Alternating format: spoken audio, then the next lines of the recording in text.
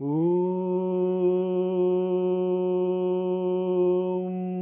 ബ്രഹ്മണേ മൂർത്തിമതേ സിദാനം ശുദ്ധിഹേതവേ നാരായണ യതീന്ദ്രായ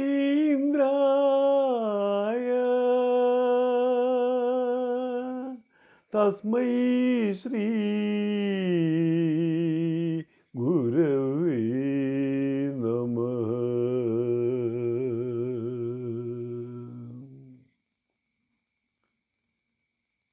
എല്ലാവർക്കും നമസ്കാരം. ഗുരുദേവ വിരചിതമായ ഇന്ദ്രിയവൈരാഗ്യം എന്ന ശിവസ്തോത്രത്തെക്കുറിച്ചുള്ള വിശകലനത്തിൻ്റെ ഈ 6ാം ഭാഗത്തിലേക്ക് എല്ലാ ആത്മമിത്രങ്ങളെയും ഒരിക്കൽ കൂടി സ്വാഗതം ചെയ്യുന്നു.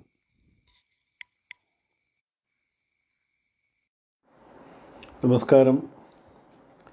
ഇന്ദ്രിയവൈരാഗ്യത്തിൻ്റെ ആദ്യ പദ്യത്തിൻ്റെ അർത്ഥതലങ്ങളെക്കുറിച്ച് ഞാൻ ചിന്തിച്ചു വരികയാണ്.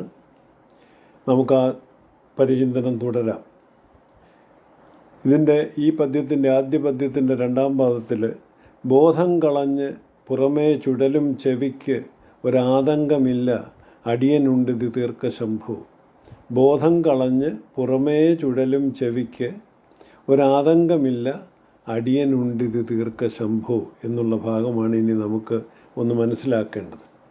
ബോധം കളഞ്ഞ് എന്ന് പറഞ്ഞാൽ ഉദ്ദേശിക്കുന്നത് പൊരുളായിരിക്കുന്നത് നീയാണെന്ന സത്യം അറിയാതെ, എല്ലാത്തിനും പൊരുളായിരിക്കുന്നത് മുകളിൽ പറഞ്ഞത് നേരത്തെ പറഞ്ഞല്ലോ, നടുവേ വിലസുന്ന നിന്മൈ, നാദം കടന്ന് നടുവേ വിലസുന്ന നിന്മൈ,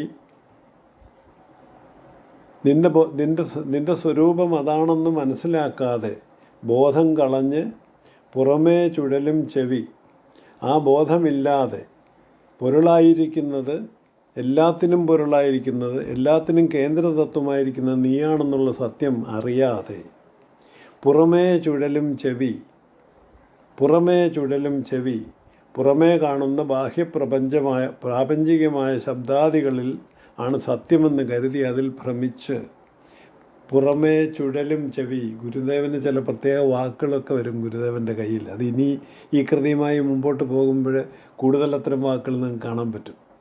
ചുഴലും ചെവി ഇത് സാധാരണ നമ്മൾ ഉപയോഗിക്കുന്നതല്ല. പ്രകൃതി പിടിച്ച് ചുഴറ്റിടും പ്രകാരം സുഹൃത്തുക്കൾ പോലും അഹോ ചുഴന്നിടുന്നു, ഇതൊക്കെ നമ്മൾ സാധാരണ ഉപയോഗിക്കുന്നതല്ല. ഈ ചുഴറ്റലും ഈ ഇത്തരം വാക്കുകൾ ഗുരുവിൻ്റെ ഒരു പ്രത്യേകതയാണ്.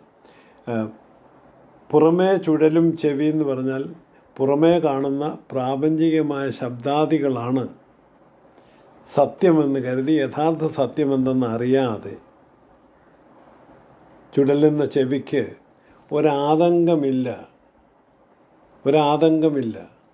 ഈ പണി ചെയ്തുകൊണ്ടിരിക്കുകയാണ്. സത്യമെന്തെന്നറിയാതെ അസത്യത്തിൽ ഭ്രമിച്ച്, സത്യമല്ലാത്തതിൽ ഭ്രമിച്ച് പ്രാപഞ്ചികമായതിൻ്റെ പിന്നാലെ പായുകയാണ് ചെവി. ഇന്ദ്രിയങ്ങളെല്ലാം ചെയ്യുന്നത് അതാണ്. അങ്ങനെ ചെയ്യുന്ന ചെവിക്ക് ഒരാതങ്കമില്ല. അതുകൊണ്ട് ചെവിക്കൊരു ബുദ്ധിമുട്ടുമില്ല. ഈ പ്രപഞ്ചത്തിലുണ്ടാകുന്ന എന്ത് ശബ്ദം എവിടെ പുറപ്പെടുവിച്ചാലും ചെവി അത് പിടിച്ചെടുക്കാൻ ശ്രമിക്കും.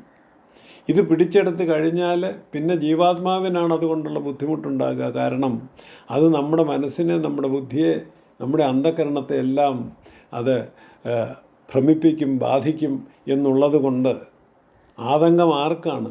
ജീവാത്മാവിനാണ്. ഇന്ദ്രിയത്തിനില്ല. ഇന്ദ്രിയം ഒരു ഉപകരണം മാത്രമാണ്. അതിൻ്റെ പണി ഈ നമ്മൾ CCTV ക്യാമറ വീടുകളിലും സ്ഥാപനങ്ങളുടെയൊക്കെ മുമ്പിൽ വയ്ക്കുമല്ലോ സെക്യൂരിറ്റിക്ക് വേണ്ടി. അങ്ങനെ വെക്കുന്ന ക്യാമറയ്ക്ക് അതിൻ്റെ മുമ്പിൽ വരുന്ന എന്തിൻ്റെയും ചിത്രം അത് എടുത്തിരിക്കും. അത് കമ്പ്യൂട്ടറിലേക്ക് വിട്ടുകൊടുക്കും. അതവിടെ ഉണ്ട്. അത് 1 മാസമോ 3 മാസമോ എത്രയാണെന്ന് നമ്മൾ സൂക്ഷിച്ച് വെക്കാൻ അറേഞ്ച്മെൻറ്റ് ചെയ്തെങ്കിൽ അത്രയും കാലം അവിടെ ഉണ്ടായിരിക്കും. അതിനൊരു പ്രത്യേക ഡിസ്ക്രിപ്ഷനില്ല ക്യാമറയ്ക്ക്. ക്യാമറ അതിൻ്റെ മുമ്പിൽ വരുന്നത് എല്ലാം പിടിച്ചെടുക്കുക എന്ന് പറയുമ്പോഴാണ് ചെവിക്ക് ഇന്ന ശബ്ദമേ കേൾക്കാവുന്നൊന്നുമില്ല. ഏത് ശബ്ദം കേട്ടാലും അത് കേൾക്കും. ഏത് തരത്തിലുള്ള ശബ്ദം കേട്ടാലും കേൾക്കും. എത്ര സൂക്ഷ്മമായ ശബ്ദം വരുമ്പോൾ ചെവി കോട്ടിപ്പിടിച്ചത് കേൾക്കാൻ നമ്മൾ ശ്രമിക്കും. അങ്ങനെ ചെവിക്ക് ഈ ശബ്ദത്തിൽ ഭ്രമിച്ച് പോവുക, യഥാർത്ഥ സത്യമെന്തെന്ന് അറിഞ്ഞിട്ടല്ല, ബാഹ്യമായ പ്രാപഞ്ചികമായ കാര്യങ്ങളിൽ ഭ്രമിച്ച് അതിൽ മുഴുകി, അങ്ങനെയാണ് ഇന്ദ്രിയങ്ങളും വിഷയങ്ങളും തമ്മിൽ ഇടപഴകി കഴിയുന്നത്.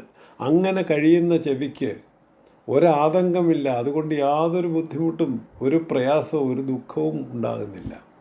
പിന്നെ ദുഃഖം ആർക്കാണ്? എനിക്കാണ്. അതിൻ്റെ പിന്നിലുള്ള ഈ ചെവിയുടെ ഉടമയായ ജീവാത്മാവിനാണ് ദുഃഖം സംഭവിക്കുന്നത്. ബോധം കളഞ്ഞ് പുറമേ ചുഴലും ചെവിക്ക് ഒരാതങ്കമില്ല. യാതൊരു ബുദ്ധിമുട്ടും അതുകൊണ്ടില്ല. ബുദ്ധിമുട്ട് മുഴുവൻ ഈ പരിപാടി കൊണ്ട് വന്നു ചേരുന്നത് മുഴുവൻ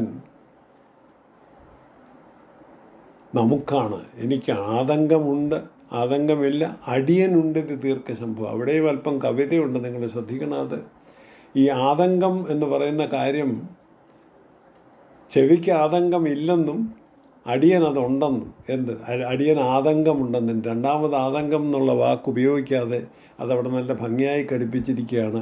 ചെവിക്കൊരാതങ്കമില്ല, അടിയനുണ്ട് ഇത് ദീർഘശംഭു എന്ന് പറഞ്ഞാൽ അടിയന് ആതങ്കമുണ്ടെന്ന് അവിടെ പ്രത്യേകം എഴുതാതെ നമുക്ക് മനസ്സിലാകുന്നില്ലേ? ചെവിക്ക് ആതങ്കമില്ല, പിന്നെ ആർക്കാണ് ആതങ്കം? എനിക്ക് ആതങ്കമുണ്ട്. ചെവിക്കൊരാതങ്കമില്ല, അടിയനുണ്ട് ഇത് ദീർഘശംഭു. അതൊന്ന് തീർത്തു തരണേ മംഗളസ്വരൂപിയായ ശിവപെരുമാനെ എന്നുള്ള പ്രാർത്ഥനയാണ്. ശിവപെരുമാൻ മംഗളസ്വരൂപിയാണ്. ശമ്മിനെ ഭവിപ്പിക്കുന്നവൻ മംഗളകാരിയായ ശിവപെരുമാനുള്ളൊരു പ്രാർത്ഥനയാണെന്ന് പറഞ്ഞു. കാരണം ഈ വേദാന്ത സംബന്ധിയായ എല്ലാ കാര്യങ്ങളുമായി നമ്മൾ ബ്രഹ്മവിദ്യയുമായി ആരെങ്കിലും മുമ്പോട്ട് പോകുന്ന ഏത് സാധകനും അതിൽ പറയുന്ന ആ പ്രക്രിയയിലൂടെ വളരെ കൃത്യനിഷ്ഠയോടുകൂടി യാതൊരു മിസ്റ്റേക്കും വരുത്താതെ നിശ്ചയദാർഢ്യത്തോടെ ചെയ്ത് കടന്നു പോയാലും ആത്യന്തികമായ തൻ്റെ ലക്ഷ്യമായ ഈശ്വര സാക്ഷാത്കാരം എന്നുള്ള ആ തലത്തിൽ എത്തിപ്പെടണമെങ്കിൽ, അതിൽ വിജയിക്കണമെങ്കിൽ ഈശ്വരകാരുണ്യം അത്യാവശ്യമാണെന്നുള്ളതിൻ്റെ അടിസ്ഥാനത്തിലാണ്. അത് പിന്നീട് ആ ഒരു ഘടകമില്ലെങ്കിൽ പിന്നെ നമ്മൾ എന്തെല്ലാം ചെയ്തു വെച്ചാലും, എത്ര മെറ്റിക്കുലസായിട്ട് ഈ കാര്യങ്ങൾ ഫോളോ ചെയ്താലും, ബ്രഹ്മവിദ്യ ഫോളോ ചെയ്താലും അവസാന പടിയിലെത്തണമെന്നില്ല. എത്തിപ്പെടണമെങ്കിൽ ഇതോടൊപ്പം തന്നെ, ഇതെല്ലാം നമ്മൾ പാലിക്കുന്നതോടൊപ്പം തന്നെ ഈശ്വരകാരുണ്യവും കൂടെ വേണം. അതിനാണ് ശംഭുവിനോട് ഈ പ്രാർത്ഥനാ രൂപത്തിൽ ഇത് പറയുന്നത്. ഈ ചെവിക്കൊരാതങ്കമില്ല, പക്ഷേ എനിക്കാണ് ആതങ്കം. അപ്പം നാദം കടന്ന് നടുവേ വിലസുന്ന നിന്മൈ ചേതസ്സിലായി വരിക ജന്മമറുന്നതിനായി, ബോധം കളഞ്ഞു പുറമേ ചുഴലും ചെവിക്കൊരാതങ്കമില്ല, അടിയനുണ്ടിത് ദീർഘശംഭു.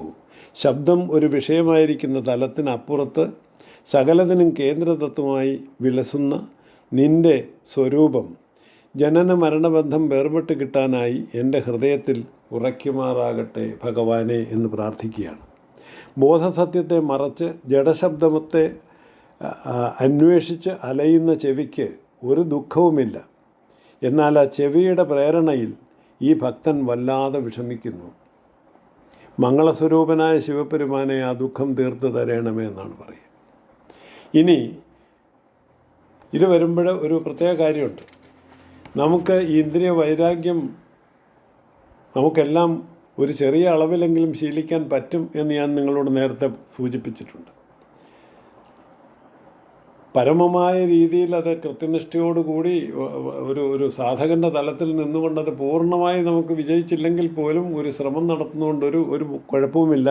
ഇതിൻ്റെ ആദ്യ പടികളിലൊക്കെ ഒന്ന് കയറി നിന്നാൽ 0 മുതൽ 100 വരെയുള്ള ഒരു സ്കെയിലിലാണത് പോകുന്നതെന്ന് ഞാൻ പറഞ്ഞു. 100-ലെത്തുമ്പോൾ നിങ്ങൾ ആത്മജ്ഞാനി ആയിരിക്കും. ആ 100-ലെത്താൻ എല്ലാവർക്കും കഴിയില്ല. മനുഷ്യാണം സഹസ്രേഷു എന്നുള്ള ഭഗവത്ഗീതയിലെ പദ്യം നിങ്ങൾ ഓർക്കുക. അപൂർവമായിട്ടുള്ള ആളുകൾക്കൊക്കെ ചിലപ്പോൾ അവിടെ എത്താൻ പറ്റുള്ളൂ. പക്ഷേ ഒരു ശ്രമം നടത്തുന്നതുകൊണ്ട് ഒത്തിരി ഗുണമുണ്ട്. ഇതിൻ്റെ ആദ്യ പടികളിൽ എവിടെയെങ്കിലുമൊക്കെ കയറി നിൽക്കാൻ കഴിഞ്ഞാൽ തന്നെ അത് ജീവിതത്തിന് വളരെ വലിയ സുഖവും സന്തോഷവും തരും. ഇത് വരുമ്പോൾ നമ്മൾ എങ്ങനെ ഇതിൽ കൂടെ കടന്നു പോകും, എങ്ങനെ ഇന്ദ്രവൈരാഗ്യം നമ്മൾ ശീലിക്കും എന്ന് ചോദിച്ചാൽ ഒരു പ്രത്യേക കാര്യം നിങ്ങൾ അവിടെ ശ്രദ്ധിക്കണം. ഒന്ന്, നമ്മുടെ മനസ്സിനെ, നമ്മുടെ ബുദ്ധിയെ പരുവപ്പെടുത്തുകയാണ് വേണ്ടത്. ഒരു കാര്യം, ഇവിടെ നമുക്ക് ഇന്ദ്രിയങ്ങളെ നമുക്ക് പ്രവർത്തനക്ഷമമല്ലാതാക്കി തീർക്കാൻ പറ്റും. കണ്ണ് മൂടിക്കെട്ടി വെക്കാം, ചെവിയിൽ പഞ്ഞിയോ തുണിയോ എന്തെങ്കിലും കുത്തിക്കയറ്റി വെച്ച് ഒന്നും കേൾക്കാതെ ആക്കാം. വയ്യേ. ഒരു പക്ഷേ നിങ്ങളുടെ ത്വക്കൊഴിച്ച് ബാക്കി എല്ലാ സംഗതികളെയും നിങ്ങൾക്ക് ബോധപൂർവം മറച്ചു വയ്ക്കാൻ പറ്റും. അങ്ങനെ അതായത് ഇന്ദ്രിയങ്ങൾക്ക് വിഷയങ്ങളുമായുള്ള അവരുടെ ആ സംഗമിക്കൽ അവർക്ക് പരമപ്രധാനമാണ്. അവരതിൽ ഒത്തിരി അത് ഒരുപക്ഷെ സുഖം കണ്ടെത്തുന്നുണ്ടായിരിക്കും, നമുക്കതറിയില്ല. അതിലെപ്പോഴും വ്യാപരിച്ച് നിൽക്കുക വിഷയങ്ങളിൽ. ഓരോ ഇന്ദ്രിയത്തിനും വിഷയമുണ്ട്. നമ്മൾ പറഞ്ഞു ശബ്ദസ്പർശ രൂപരസഗന്ധാദികൾ. അതിലിങ്ങനെ അഭിരമിച്ച് നടക്കുകയാണ് അവരെപ്പോഴും. അതിൽ നിന്ന് അവരെ പിന്തിരിപ്പിക്കാൻ നമ്മുടെ മുമ്പിൽ ഒന്നിലധികം ഒരു മാർഗമല്ല, 2 മാർഗമുണ്ട്. ഒരു മാർഗം അതിനെ നമുക്ക് ഫിസിക്കലായിട്ട് ബ്ലോക്ക് ചെയ്യാം, കണ്ണു മൂടിക്കെട്ടാം. അങ്ങനെ കണ്ണു മൂടിക്കെട്ടിയ ഒരാൾ നമ്മുടെ മഹാഭാഗവതത്തിലുണ്ടല്ലോ, ഗാന്ധാരി ദേവി ഇല്ലേ? ഒന്നോർത്ത് നോക്കുക കഥ. ഭർത്താവിന് കാഴ്ചയില്ലാത്തത് കൊണ്ട് ഞാനും ഇനി കാണുന്നില്ല എന്ന് പറഞ്ഞ് കണ്ണും മൂടിക്കെട്ടിക്കൊണ്ട് നടന്നു ഭാര്യയും. മഹാഭാരത കർത്താവ് എന്തൊക്കെയാണ് ചിന്തിച്ചുകൊണ്ടാണ്, എന്തൊക്കെ ന്യായീകരണങ്ങളൊക്കെ അതിന് തരുന്നുണ്ട്. അതെല്ലാം വകവെച്ചുകൊണ്ട് തന്നെ ഞാൻ പറയുകയാണ്, എനിക്ക് ആ കഥ ഒരു തരത്തിലും സ്വീകാര്യമല്ല. പക്ഷേ അങ്ങനെ ഒരു കഥ നമ്മുടെ പുരാണത്തിലുണ്ട്, അത് പ്രസിദ്ധവുമാണ്. അതുകൊണ്ട് അതിവിടെ സൂചിപ്പിക്കാം. അങ്ങനെ നമ്മൾ ഫിസിക്കലായിട്ട് ഈ ഇന്ദ്രിയങ്ങളെ ബ്ലോക്ക് ചെയ്യാൻ ശ്രമിച്ചാൽ അതേക്കുറിച്ച് പണ്ഡിതരായ ആളുകൾ അത് അനുഭവിച്ചിട്ടുള്ളവർ പറയുന്നത് അത് ഗുണത്തെക്കാളേറെ ദോഷം ചെയ്യും. കാരണം നിങ്ങൾ ഒരു മാനസിക രോഗിയായി മാറാനുള്ള സാധ്യത അതിൽ നിന്നുണ്ടാകും. കാരണം ഇന്ദ്രിയങ്ങളില്ലാതെ നിങ്ങൾക്ക് ജീവിക്കാൻ സാധ്യമല്ല. അപ്പോൾ ഈ ഗാന്ധാരി ദേവി ചെയ്ത വഴി കണ്ണു മൂടിക്കെട്ടിക്കൊണ്ട് ഇന്ദ്രിയങ്ങളെ നിയന്ത്രിക്കാമെന്ന് കരുതിയാൽ അതൊരു പലതരത്തിലത് നല്ലതല്ല. ഒന്ന് മനോരോഗിയായി മാറാനുള്ള സാധ്യതയുണ്ടെന്ന് പറയുക. രണ്ടാമത്, ഭർത്താവിന് കണ്ണ് കാണാൻ വയ്യ ധൃതരാഷ്ട്രക്ക്, ഭാര്യയ്ക്ക് കണ്ണ് കാണാം. അവരുടെ ജീവിതായോധനത്തിൽ ഒരാൾക്ക് കണ്ണ് കാണാൻ വയ്യെങ്കിലും മറ്റേയാളിന് പാർട്ട്ണർക്ക് കണ്ണ് കാണാമെങ്കിൽ അത് ഉപയോഗിച്ച് ജീവിതം സുഗമമാക്കുകയല്ലേ വേണ്ടേ? ഉള്ളതും കൂടെ മൂടിക്കെട്ടി വെക്കുന്നതിൽ ഭർത്താവിന് കാണാൻ വയ്യെങ്കിൽ എനിക്കും കാണണ്ട എന്നുള്ളത് ഒരു വലിയ കുലസ്ത്രീയുടെ ലക്ഷണമായിട്ട് അവതരിപ്പിക്കുന്നതിൽ വലിയ അർത്ഥമൊന്നും ഉണ്ടെന്ന് എനിക്ക് തോന്നിയിട്ടില്ല. ഇത് ഒരാചാര്യനോട് ഞാനിത് സൂചിപ്പിച്ചു. ഇങ്ങനെയൊരു വൈരുദ്ധ്യം ഈ കഥയിലുണ്ടല്ലോ. ഈ കഥയുടെ ഉദ്ദേശം എന്താണെന്ന് വെച്ചാൽ, ഭാര്യ അത്ര ഭർത്താവിനെ ആദരിക്കുന്ന ആളാണ്, ഭർത്താവിന് കണ്ണ് കാണാൻ മേലെ എനിക്കും കാണണ്ടെന്ന് നിശ്ചയിച്ചു. അത്ര ത്യാഗിയാണെന്ന് കാണിക്കാൻ വേണ്ടിയാണ് ഈ കഥ പറയുന്നതെങ്കിലും ഇതിലൊരു വൈരുദ്ധ്യമുണ്ടല്ലോ സാറേ, എന്തിനാ അവർ കണ്ണ് കെട്ടിയത്, അത് ശരിയായില്ലെന്നൊക്കെ ചർച്ച ചെയ്തപ്പോൾ അദ്ദേഹം എന്നോട് പറഞ്ഞത്, അതുകൊണ്ട് എന്താ സംഭവിച്ചത്, 101 മക്കളുണ്ടായിരുന്നു, എല്ലാം താന്തോന്നിയായിപ്പോയില്ലേ, അച്ഛനും അമ്മയും കണ്ണുകെട്ടി കളിക്കുകയായിരുന്നു എന്ന് പറഞ്ഞ് അദ്ദേഹം അതിനെ തള്ളി. അദ്ദേഹത്തിൻ്റെ മറുപടി വളരെ അർത്ഥവത്തായിട്ട് എനിക്ക് തോന്നി. അങ്ങനെയാണ് നമ്മളിതിനെ അങ്ങനെ ബലമായി ആർട്ടിഫിഷ്യലായിട്ട് ഇന്ദ്രിയങ്ങളെ നിയന്ത്രിക്കാൻ ശ്രമിച്ചാൽ അത് ഗുണത്തെക്കാളേറെ ദോഷം ചെയ്യും. പിന്നെ എങ്ങനെയാണ് നിയന്ത്രിക്കേണ്ടതെന്ന് ചോദിച്ചാൽ അത് നമ്മുടെ മനസ്സിനെ പരുവപ്പെടുത്തണം. അവിടെയാണ് ഈ മനസ്സ് കടന്നു വരുന്നത്. അങ്ങനെയുള്ള ഒരു മനസ്സിനെക്കുറിച്ച് നമ്മൾ അടുത്ത ക്ലാസ്സിൽ, മനസ്സിതിലൊരു വലിയ ഘടകമാണ്. ശമദമാദികളെന്ന് നമ്മൾ പറഞ്ഞെടുത്ത്, ശമം മനസ്സിനെ നിയന്ത്രിക്കുന്നതാണ്. ഇന്ദ്രിയങ്ങളെ നിയന്ത്രിക്കണം, മനസ്സിനെ നിയന്ത്രിക്കണം. അപ്പോഴേ നമ്മുടെ ബുദ്ധി നേരെയാകൂ, നമ്മുടെ അന്ധകരണം സ്വച്ഛമാകൂ. അതിന് ഒരു വലിയ വഴിയുണ്ട്. ആ വഴിയിലൂടെ കടന്നു പോകാൻ നമുക്ക് ശ്രമിക്കാം. ഇന്ന് ഇവിടെ ഈ ആദ്യ പദ്യത്തിൻ്റെ വിശകലനത്തോടു കൂടി ഇവിടെ അവസാനിപ്പിക്കുന്നു.